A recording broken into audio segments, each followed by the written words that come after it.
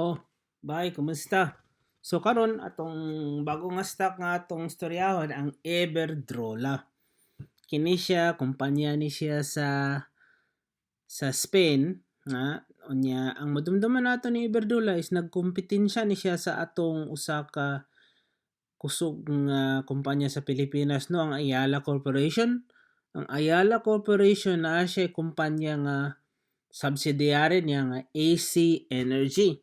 So nagbidding war sila sa Ayala Corporation Energy kontra sa Iberdrola. So murag napildi ang atong kaugalingon nga na kumpanya no ang Ayala Corporation sa Iberdrola. Nagbidding sila sa mga renewable energy, solar, wind technology dito sa Australia.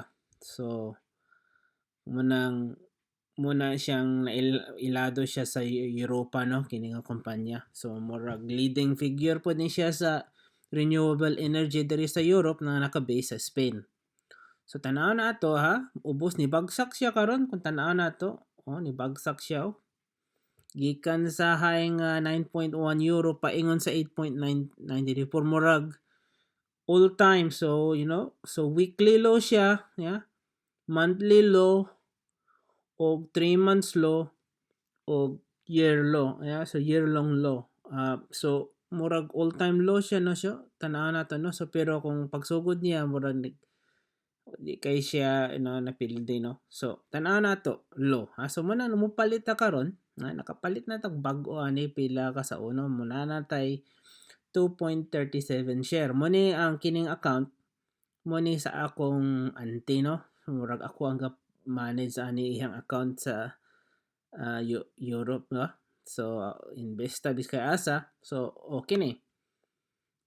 Mudugang tag another 10 pounds or around 12 euros. So palito nato. So one share og murag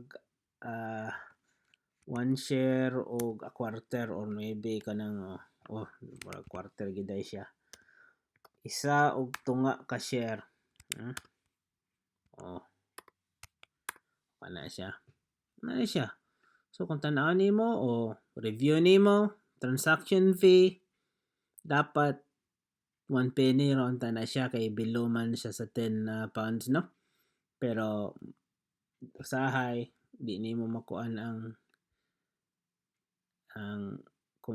software no computer so ato hulat-hulatan nato para ma 1 penny ra ang yung transaction fee is turong gyapon pero ang pagkuan gyud na final 1 penny ra gyud dapat na.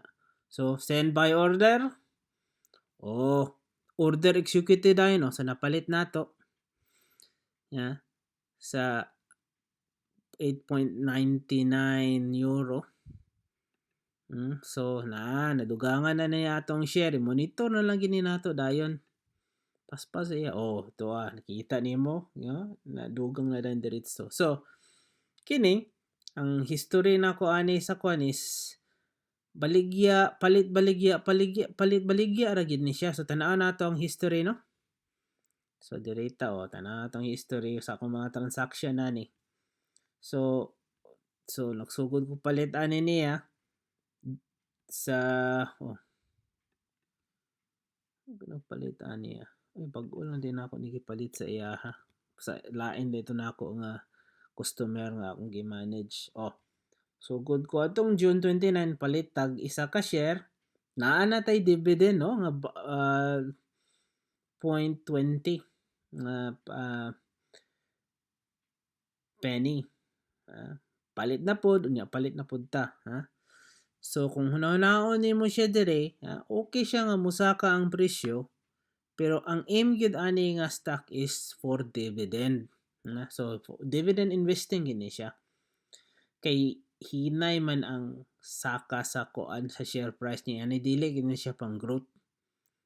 So tan-aw nato ang iyang dividend price ani no. So tan-aw nato iyang dividend price. 3.97. So okay lang. Hindi kay dako yung PE ratio pero So tan-aw na to na earnings may share, dili siya pilde no, wala di siya galos. Ah, na siya dividend nga 3.97, dako-dako kayong dividend ani sa una, murag na ubos karon. So okay lang gyapon na 3.97. Hmm? So kana lang. Hmm? So hoping musaka pa ni siya.